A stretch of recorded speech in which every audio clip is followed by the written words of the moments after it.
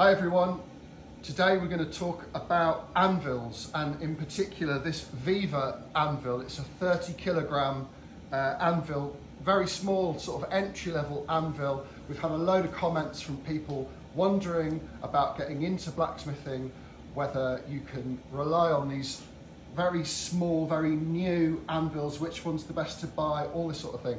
I thought the best thing to do would be to have a look at the very basic, the very smallest, the cheapest version of what you can buy.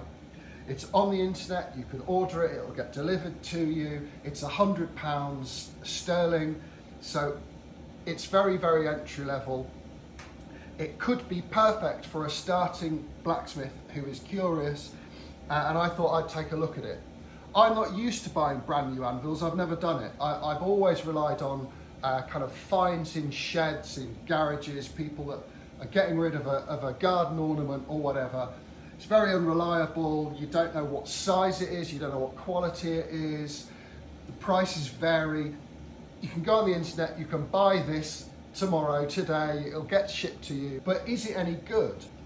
So I thought it would be right to try and put it through its paces and see whether it's good enough for a new blacksmith starting out. So first things first, it's a cast anvil. You can see marks from the polystyrene former that it's been obviously cast from. I suspect it's had a hardened steel top welded onto it. It's been ground lovely and flat. It's got lots of very sharp edges.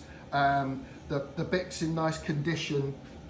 It's 30 kilos, it's small, you can lift it. I mean, the benefit of that is it's portable, but there's a decent surface size to it, and I think we need to see if it holds up. So there are a few things that you need to do when you get a brand new anvil in terms of dressing it to get ready for use. What I found with this is that all the edges are nice and sharp, which is good, but you're going to need a section of those edges to be nice and rounded, because sometimes you don't need such a sharp edge, because that can introduce cold shuts and things like that into your work. So normally what you would do is you would portion a section off to grind the edges, the corners over. And so we'll do that, we'll show you that. It's got a hardy hole here that's obviously been machined. I think it's about 20 mil square hole. It's got a bit of weld spatter in it, which I can show you. We'll be needing to get that out before we can use it as a hardy hole. There's a bit of stuff just in the way of stuff, and I can show you how we can try and do that. You're gonna again want to file over these corners just to make them nice and rounded, so that any tooling that you make to go in there isn't at risk of cracking at that point. It's also got this hole here. Now, I'm not really sure what this hole's for. Perhaps you could tell me in the comments. Normally, bit larger anvils would have a Pritchell hole, which allow you to do things like hold holdfasts in them. This one's quite large. I think it's about 20 mil again, and it's kind of in a weird position. There's a step on it. I'm not quite sure what that's for, but by all means, if you wanna let me know, then let me know. The only thing to say is that this one doesn't have a table. Normally you'd see a step down here and a section here that's lower. That's normally not hardened steel like the rest of the anvil, and that would be used for chiseling, so that you're not at risk of marking your anvil surface if you want to do hot cutting or chiseling or whatever. That's not necessarily a problem. You can use a piece of waste steel, flat steel that goes on top to protect your anvil if you want to do any chiseling or splitting like that. It's got access here. These are continuations of these holes. I'm going to use them to fix down to get it nice and fixed on a wooden surface. Basically, you want to get this compressed as tightly fixed as you can to ideally a wooden surface. It's going to deaden all that force going through it. It's going to make that anvil far more solid, feel a bit more bouncy, I guess. And I'm going to use these holes to do it. You could make straps and fix them down, but for this example, I'm just going to run a couple of coach screws down into those holes. The bick is covered in paint, as you can see. That's not necessarily a problem. You could leave it. It's going to smell as soon as you get something hot over there. So you might want to run a sander over that. Just be careful with the surface. The surface of it itself is quite smooth. Obviously this has been ground, but this hasn't. So this is the raw casting texture.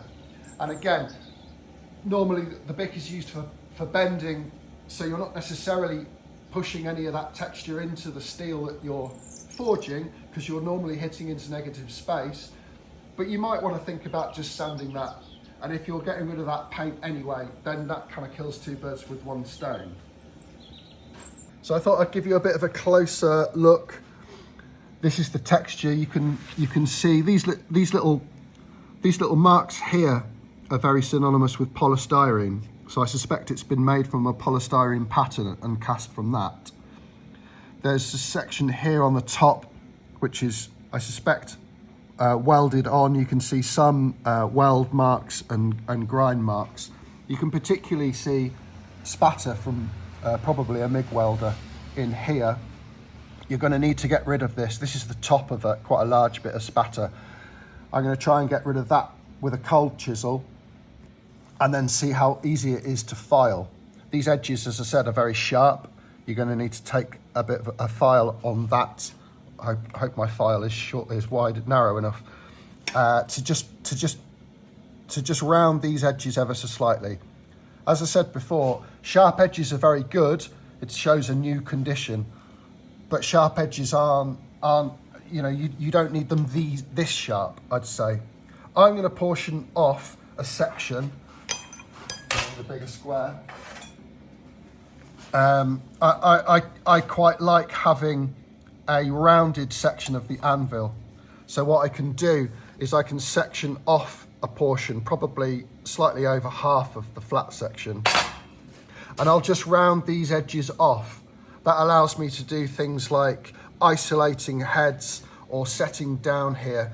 Because of the round edges, that means that I'm less at risk at cold shuts. I'll also take a sander and just take a lot of this paint off. The condition is pretty good, but I could get that probably a bit smoother. Apart from that though, there's not really a lot to do to improve it. As you can see, the surface is incredibly flat. It's clearly been machined. You can see the marks of the machining process. And that's going to help you an awful lot, because it means that you don't have to correct yourself. You have to spend a lot less time learning the idiosyncrasies that you would normally get from a second-hand, third, fourth-hand anvil.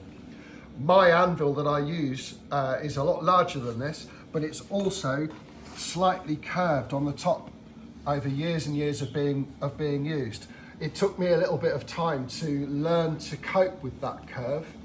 I now have. I actually find it quite useful, but it's great if you're starting out to start from a very flat point so that you don't have to bring any of those corrections into your work. So this is a great start, I think. It's a good flat, heavy piece of steel. It's already got a nice bounce to it. It's on a heavy table that's not incredibly. It's a very dead table. So this will improve hopefully as I fix it down to something particularly wooden. Hopefully we'll see a bit more bounce than that. I mean, that's a light tap. Currently no marks. That's a good start. Okay, I'm going to mark a line each side. I'm going to take a sander and I'm going to round these edges. I'm going to try and see if I can get some of this spatter out and clean up this hole a bit. I'm not going to make any hardy tools in this video. I think that would need to be a different video altogether. But I'll show you just the prep work. The fact that this is such a small hole, 20 mil square, is quite good. If you have a very large hole, you need to have large material in order to make a hardy tool for it. You could probably get half-inch square material tapered and use this hole to make hardy tools, which means that your initial cost is a lot lower because you're not having to buy such big, thick, chunky material to fill that hole. You know, if you had a piece of 1/2 mil square about that height and upset it down into that hole, you're already starting to get the basis of a really useful and versatile hardy tool. So the size of that's really helpful. So I guess all I'm saying is don't be put off by the size of it. I know it's small, but if you're starting out, that can often be a very helpful thing, because you don't have to cope with large scale stock, large scale work to get the most out of it. So I'm going to mark this up. I'm going to get these curved up and get this polished up. You'll see all that and see the sort of work that I have to do to get this kind of a bit readier, if you like, to start working on. Right, I'm just going to pick an arbitrary point here. Doesn't really matter. I'd like a bit of round and a bit of sharper edge. So I'm going to pick an arbitrary point. I'm going to get a nice square line to mark the corresponding point on the front. And what I'll do then, with a sander, just come in and put a bit of a radius edge on.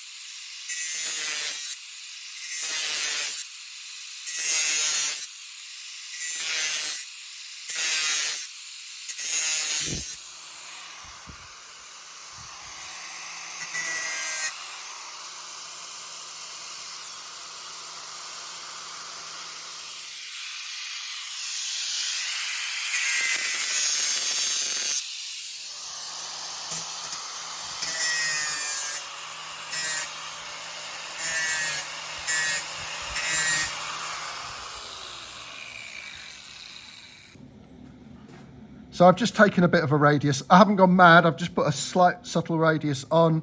I've taken off the very sharp edges here. Just gives you two slightly different options, and this bit particularly will reduce the risk of cold shuts being put into your work. I'm going to take the sander, I'm going to take a lot of this paint off and just improve this surface ever so slightly. You can see a slight amount of pitting from the casting process.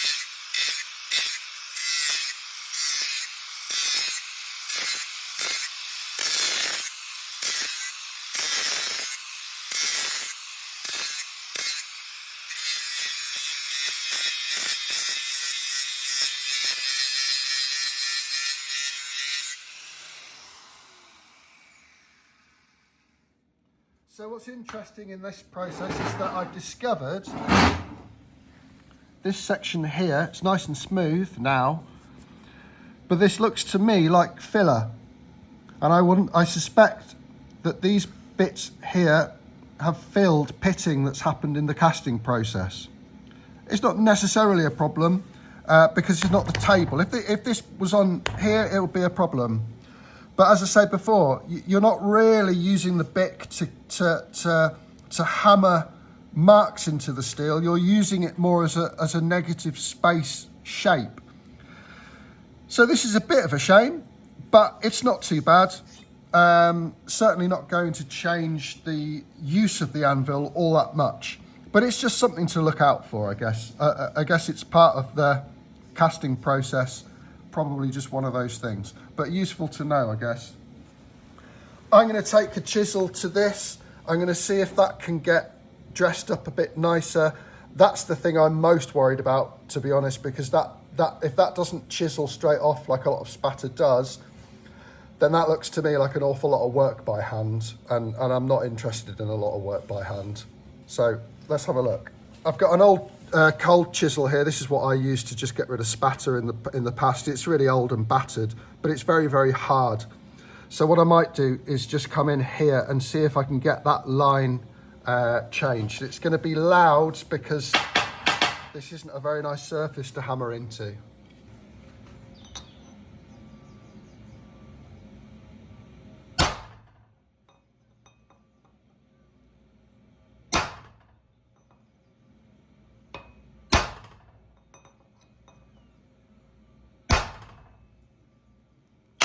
Okay, so unfortunately, this isn't the kind of spatter that you can just knock off with a chisel. It's probably arc welded, which is probably using a hard, some very hard type of steel. It's a shame because I'm going to need to file that down, and because of the hardness of the steel, that's going to be incredibly slow. You'd need to attack that with a hand file because obviously you can't get any power tools in there. I'd say that's the most problematic section. I'm not going to do this right now because I'm not going to spend this video showing you me hand filing because nobody wants that. I'm also not going to be making hardy tools in this video. We might come on to that in future videos, how to make hardy tools. But for the purposes of this video, I'm going to leave this like this, just so you're aware the welding process that they use to put this top on is incredibly hard.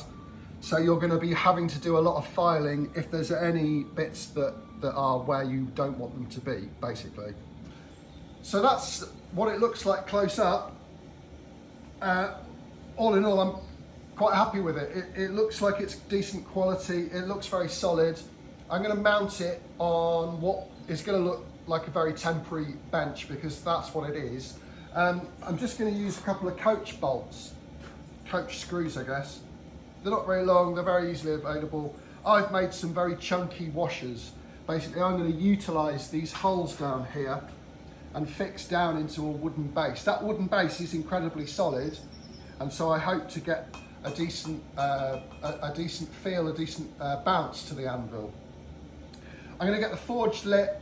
I'm going to try a few different processes, a few different techniques on this to see how it holds up, and we can really put it through its paces.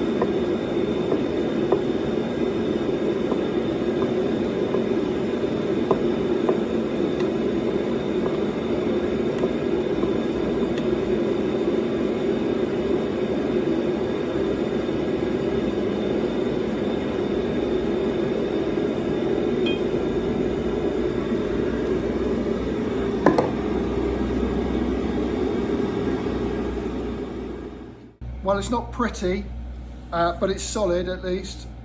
It's hard getting an angle in, trying to avoid all this. I think your better option would be straps fixed either side of this to hold this down, but for my purposes that's going to do the job. I've mounted this with the bick over the edge because obviously I want access underneath in case I want to do things like bottle openers and stuff, which I will show you. But for my purposes this is good. It's nice and solid now. This bench is temporary but itself quite solid. It's slightly too low for me. You want it about knuckle height. As you can see with my professional one, it is exactly knuckle height. That's the height you want to go for. So for me, this is ever so slightly too low, but that shouldn't be a problem. I'm going to get the forge on. I'm going to get some stuff. I'm going to make. I'm going to do a couple of things. One's that are going to use the bick. Something that's going to use the table to make sure that the face to make sure that it kind of properly gets tested, using the edges and stuff like that. And we'll see how it holds up. It feels a lot more of a bounce to it now. Not quite as dense as it could be. I think a lot of that's to do with the base, to be fair to the anvil. I'd say it's slightly less springy than this one. Obviously this one's been mounted a lot firmer. So a lot of this is going to be base. If you get the base right, this should hold up no problem at all. So let's put it through its paces.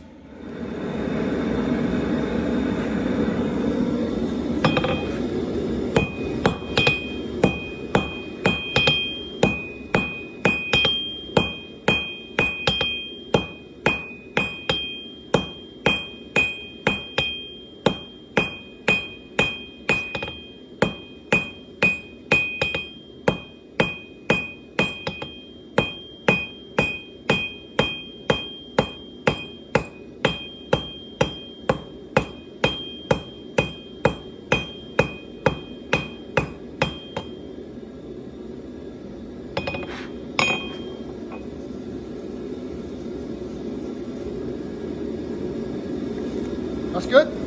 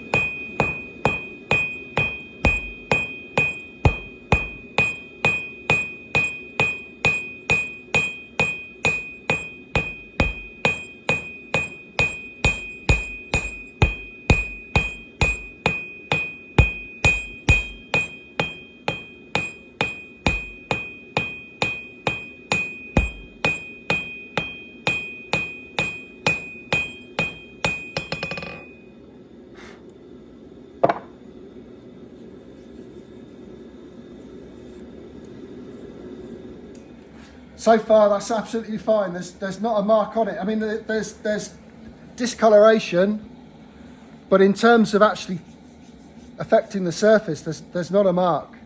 I mean, I haven't missed yet, which isn't a very kind of beginner's test, because beginners will miss.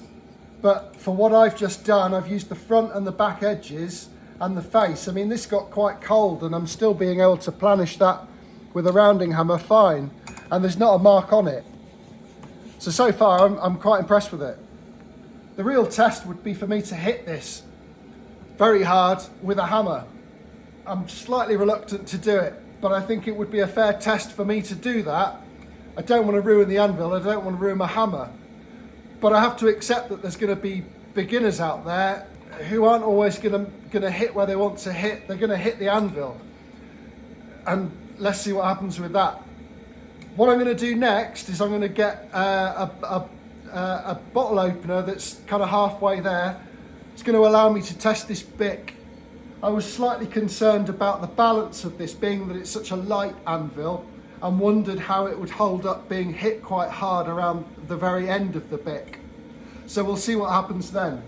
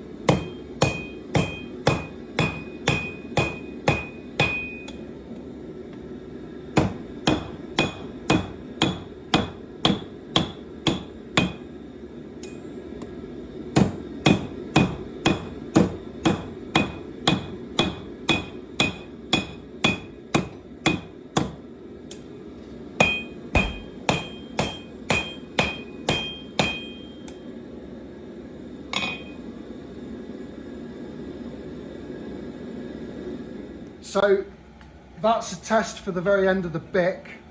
It looks very rough. Normally I'd do 2 or 3 heats if I was using this normally on a product. So ignore the roughness of this. Once again, there's no marks. It's held up really nicely. You'll have to excuse the wobbling. This is a very, very temporary base. And actually the worst thing about this whole setup is the base. So there's nothing that the anvil's done that couldn't be improved by having a solid base that was fixed down and fit for purpose.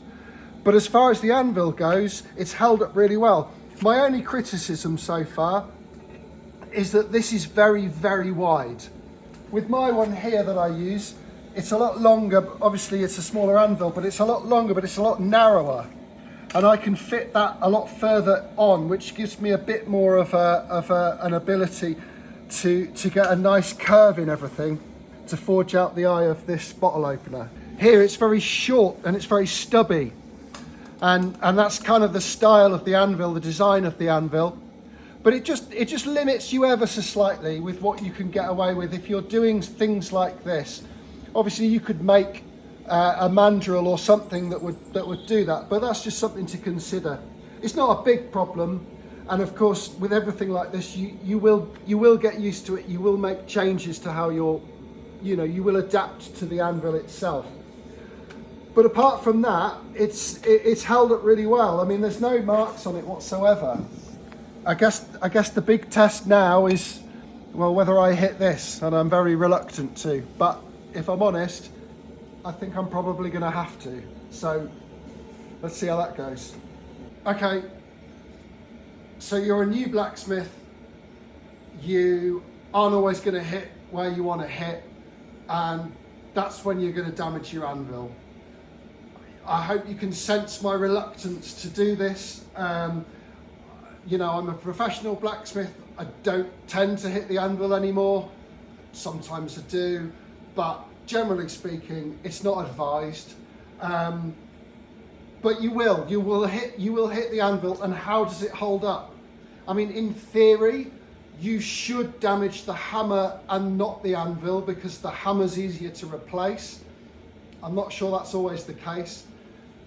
This is an old, cheap ball peen hammer, and I'm reluctant to do this, but I think it's only fair if I treat this as if I was a beginner, and so yeah, with a heavy heart, okay? Okay, so there's a big dent now. Feel like I've slightly ruined my anvil, but there we go. It's a fair test. You will get marks like that, and it's not ideal. My hammer's slightly damaged, but that's going to be the limitation. The thing is, you're going to get that with any anvil you get. I haven't got marks on this because I haven't hit it like that, and to be honest, I wouldn't want to, because I use that every day for my business. Now, I suspect if I did that on that, I'd probably get a mark similar to that. So that's not necessarily a fault of the anvil, but it would be remiss of me not to do that to show you, to show you essentially what's inevitably going to happen if you're a beginner. So don't hold that against this anvil, hold it against your blossoming skill as a blacksmith. And the best part of this is that this costs £100.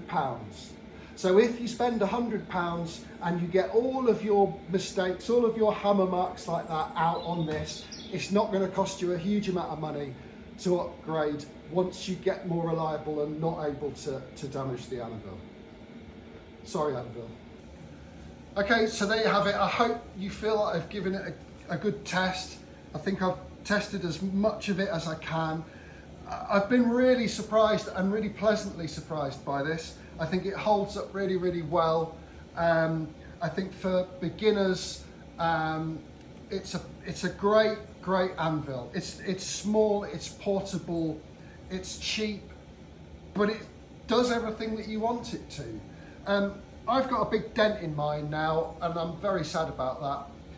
But I felt I needed to do that to show you that anvils aren't necessarily indestructible. And as a beginner, you will dent the anvil. You will miss and you'll dent it.